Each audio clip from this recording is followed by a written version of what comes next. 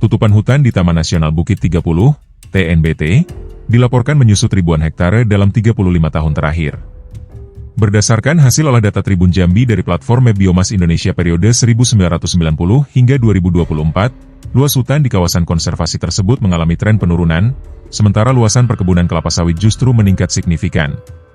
TNBT merupakan kawasan konservasi seluas 143.143 hektare yang membentang di dua provinsi, yakni Provinsi Jambi serta Provinsi Riau.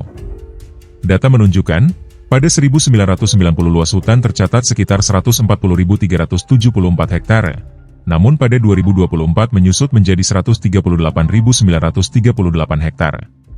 Dengan demikian, dalam rentang 35 tahun terjadi kehilangan tutupan hutan sekitar 1.436 hektare. Sebaliknya, luas kebun sawit di kawasan tersebut terus bertambah.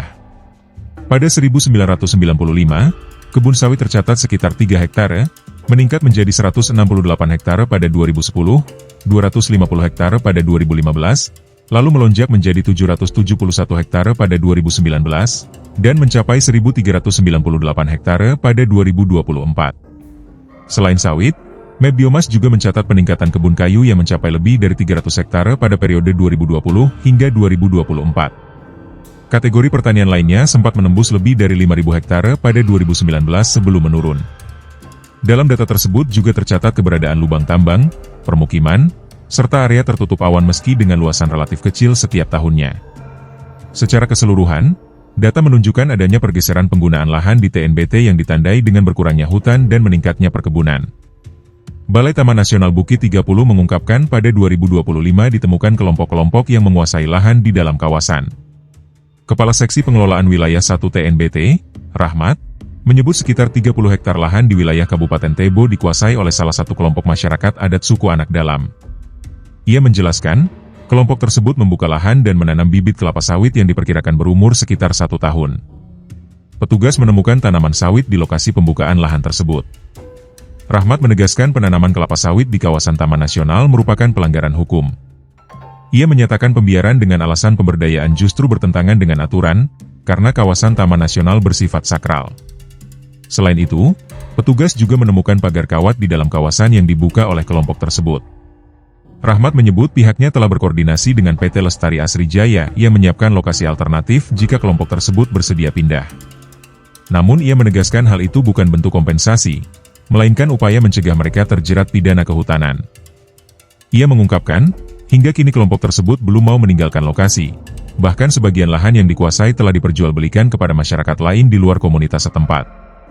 Balai TNBT Wilayah 1 juga melaporkan telah menangkap Rambah pada Mei 2025 yang kemudian divonis pada September 2025. Namun, Rahmat mengaku masih menghadapi kebuntuan karena sebagian oknum suku Anak Dalam tetap bertahan di lahan yang dikuasai. Ia menyebut petugas juga menemukan aktivitas penebangan kayu yang dilakukan oleh beberapa orang yang diduga dipekerjakan oleh pihak pembeli lahan. Meski demikian, Rahmat mengakui informasi di lapangan masih perlu diverifikasi. Ia menegaskan prioritas utama saat ini adalah menghentikan aktivitas penebangan. Rahmat menekankan pihaknya tidak menjadikan pemenjaraan sebagai tujuan utama, melainkan menghentikan aktivitas ilegal dan memulihkan kawasan. Balai TNBT mencatat selama 2025 terdapat 46 orang yang masuk ke kawasan TNBT dari sejumlah desa di sekitar kawasan, seperti Lubuk Mandasa, Muara Danau, Lubuk Kambing, Sungai Rotan, dan Muara Kilis. Dari jumlah tersebut, baru 13 orang yang berhasil didatangi dan diberikan pemahaman bahwa kawasan tersebut merupakan taman nasional dan tidak boleh dimasuki. Dalam pendataan, petugas menemukan 5 dari 13 orang tersebut membawa senjata api laras panjang ilegal. Rahmat menyebut pihaknya meminta para pemilik senjata menyerahkan senjata tersebut sesuai aturan, mengingat kepemilikan senjata api diatur dalam Undang-Undang Darurat 1951. Selain penebangan dan pembukaan lahan, TNBT juga menghadapi persoalan pembakaran, pembuangan sampah, serta terbukanya akses masuk ke kawasan. Ia menyatakan pihaknya akan melakukan patroli lanjutan dengan menyusuri lokasi-lokasi terdeteksi selama sekitar 12 hari di dalam kawasan. Di sisi lain, Balai TNBT juga menjalankan program pemberdayaan masyarakat melalui pendampingan kelompok tani, kelompok sadar wisata, serta pengembangan potensi air terjun di 3 lokasi. Rahmat menyebut kelompok sadar wisata tersebut merupakan binaan resmi TNBT. Selain itu, TNBT memberikan pelatihan pembuatan pupuk organik, ternak sapi, serta pendampingan rutin setiap bulan. Ia berharap pendekatan pemberdayaan mampu menghentikan aktivitas ilegal. Namun, Rahmat mengakui tantangan datang dari pengaruh pihak luar yang memprovokasi dengan iming-iming dana dan penguasaan lahan instan. Ia menegaskan pengawasan dan penindakan akan terus dilakukan secara bertahap. Wahana Lingkungan Hidup Indonesia, WALHI, Jambi mencatat penurunan tutupan hutan di TNBT sejak 2001 hingga 2024 mencapai sekitar 890 hektar. Direktur WALHI Jambi, Oscar Anugrah, menyebut dalam periode 2020 hingga 2024 saja, kehilangan tutupan lahan tercatat sekitar 45,88 hektare yang tersebar di 5 kecamatan. Oscar menjelaskan, dalam 4 tahun terakhir penyebab kehilangan tutupan lahan didominasi faktor alam seperti longsoran dan pengikisan daerah aliran sungai. Namun ia menegaskan kondisi tersebut tidak terlepas dari menurunnya daya dukung ekosistem akibat tekanan jangka panjang. Menurutnya, hilangnya tutupan hutan berdampak serius terhadap keseimbangan ekosistem dan meningkatkan konflik satwa dengan manusia karena berkurangnya habitat dan sumber pakan. Oscar menekankan pentingnya penegakan hukum yang tegas dan konsisten di kawasan Taman Nasional. Ia meminta aparat serius menindak praktik ilegal, termasuk mafia pembalakan liar, serta mendorong pemulihan ekosistem dan investigasi menyeluruh untuk mengungkap aktor-aktor yang terlibat dalam perusakan hutan. Dekan Fakultas Pertanian Universitas Jambi, Dr. Fors Bambang Irawan, menilai lanskap di sekitar TN Bukit 30 sebagai kawasan penyangga menghadapi berbagai persoalan, mulai dari pengelolaan, konflik pemanfaatan lahan, hingga tekanan aktivitas manusia. Ia menjelaskan, berkurangnya tutupan hutan tidak terlepas dari aktivitas masa lalu, terutama pembalakan. Sebagian kawasan dulunya merupakan konsesi HPH yang kemudian berubah fungsi menjadi hutan tanaman industri maupun kawasan restorasi ekosistem.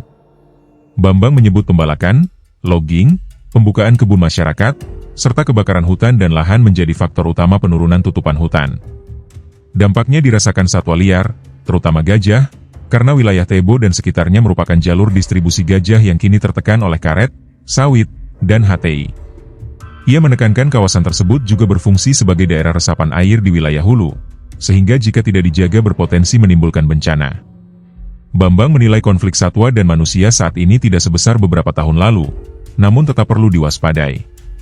Salah satu upaya yang telah dilakukan adalah pembangunan koridor gajah, meski pengelolaannya dinilai belum optimal. Bambang menyoroti pembukaan lahan untuk perkebunan sebagai salah satu ancaman serius, terutama jika dilakukan oleh pemodal besar. Ia menilai kepastian kawasan hutan dan penegakan hukum menjadi kunci menjaga kelestarian. Ia menjelaskan, perusahaan memiliki mekanisme perizinan melalui Badan Pengelola Perhutanan, BPPH, sementara masyarakat dapat mengakses kawasan melalui skema perhutanan sosial. Menurutnya, perhutanan sosial cukup baik jika dikelola benar, namun memiliki aturan ketat, termasuk larangan menanam sawit. Ia mendorong pengembangan tanaman lokal seperti durian, petai, jengkol, dan bulian, serta penerapan pola tanam beragam melalui agroforestry. Bambang menekankan penguatan pengelolaan di tingkat tapak dan penegakan hukum yang berkeadilan, dengan membedakan masyarakat yang bergantung hidup pada lahan dan pemodal yang melakukan penguasaan ilegal. 3 satwa kunci di TNBT, yakni orangutan Sumatera, harimau Sumatera, dan gajah Sumatera, kini berada dalam kondisi terancam akibat menyusutnya tutupan hutan.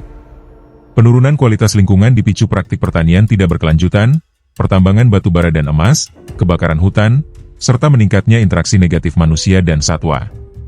Sebagai upaya pemulihan, WWF Indonesia meluncurkan program restorasi berbasis masyarakat di Lanskape Bukit 30 yang melibatkan BKSDA, Bapeda, dan masyarakat.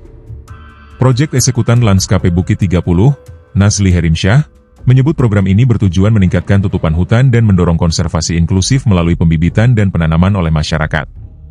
Program ini memiliki 2 fokus utama, yakni pemulihan lahan kritis serta pengurangan konflik manusia dan gajah dengan menanam tanaman yang tidak disukai gajah. WWF menargetkan penanaman sekitar 30.000 bibit di lahan 300 hektare, termasuk tanaman bernilai ekonomi seperti jengkol, petai, kopi, kemiri, mangga, dan rambutan. Salah seorang petani, Sunardi, menyatakan optimistis dapat berkolaborasi dalam program tersebut untuk memulihkan hutan sekaligus meningkatkan ekonomi. Sementara itu, Kepala Seksi Wilayah 2 BKSDA Jambi, Martialis Puspito, memperkirakan populasi gajah di Bukit 30 berkisar 90 hingga 120 ekor dan berharap program restorasi dapat memperbaiki habitat serta menekan konflik. Download Tribun X sekarang, menghadirkan lokal menjadi Indonesia.